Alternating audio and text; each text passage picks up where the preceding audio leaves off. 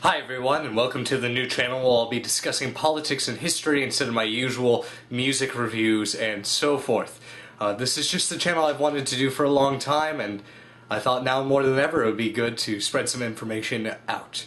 And today we're going to be talking about chemical weapons. Now, not Syria's chemical weapons. We're talking about chemical weapons that have been used by the US. I feel this is very important because some US citizens, congressmen, and people from around the world are a little bit worried about the US getting involved in Syria because, well, we don't have the best track record in terms of weapons of mass destruction. Actually, we probably have the worst track record other than possibly the USSR. And that's because we're the only one that's used biological weapons, chemical weapons, and nuclear weapons. We've used the big three, so to speak, out of the weapons of mass destruction. Now, I'll be doing a segment on biological and nuclear later, and of course nuclear is the big one that everybody talks about, but chemical and biological can be just as potent. And let's delve into the history today of chemical weapons used by the US. Now, of course, we have to go all the way back to where chemical weapons became a big issue in warfare.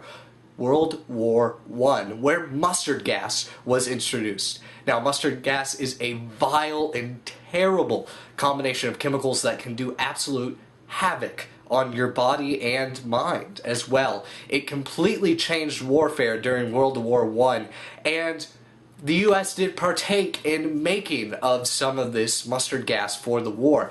Now, we did not make a large percentage of the mustard gas used, but we were making production up in the metric tons area. We had quite a bit of it lying around after World War I. Now, once World War I had ended, of course, we have the Geneva Protocol, which is basically a lot of countries saying, hey, let's not do that again. And of course, the US does not sign, as we were not as affected as the European countries by the use of chemical weapons. We have to skip forward a few decades, skip past the Korean War, where we have allegedly used biological and chemical weapons against the North Koreans, but no massive validated proof that I could find at least was out there.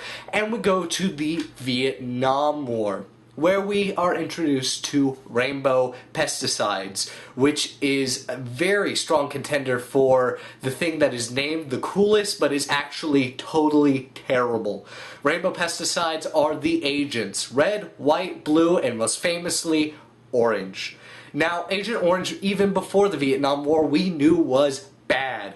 Really, really bad. And of course that did not stop us from using it against the Viet Cong.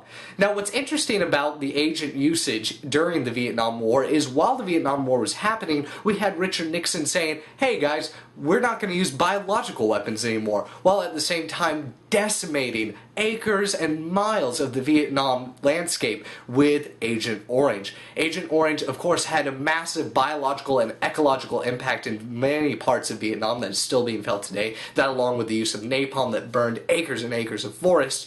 But it also had an effect on the people. It does terrible things to your skin, to your breathing, and of course it may or may not, and by may or may not I mean it totally did, mess with future generations of the Vietnamese, because it makes birth defects. It makes stillborn babies by having too much of it in one area. Of course, the US has been a little hesitant to fully apologize for this, as we were going against an enemy like the Viet Cong, but at the same time, it is still an atrocity of war that is up there in terms of just pure carnage and really vileness. Now, in 1975, we finally did sign the Geneva Protocol, and here's where things get a bit tricky. Because starting in 1990, George H.W. Bush signed an accord with the USSR saying we would no longer use chemical weapons. Because we started redefining a few of our weapons that other people would probably put under chemical weapons. And the first of those is depleted uranium, which US troops were using in ammunition during the first Gulf War. Now, the thing is, with depleted uranium, it does have a weak radioactive signal to it that it just expands out. But the thing is that leftover radiation from the first Gulf War has been connected to a massive rise in childhood leukemia and various cancers in certain Iraqi regions. Now, we've never conclusively said, at least the US hasn't, that this is directly connected, but depleted uranium in an area where you suddenly have a shot of childhood leukemia certainly does sound a bit suspicious. And now we come to the most modern one, and arguably the one that is the most unbalanced and kind of trickiest to define: white phosphorus. White phosphorus, once again, used in Iraq. And if you don't know what white phosphorus can do, it makes massive amounts of smoke that cannot be taken out by water and can cause terrible, horrifying burns on those it comes into contact with.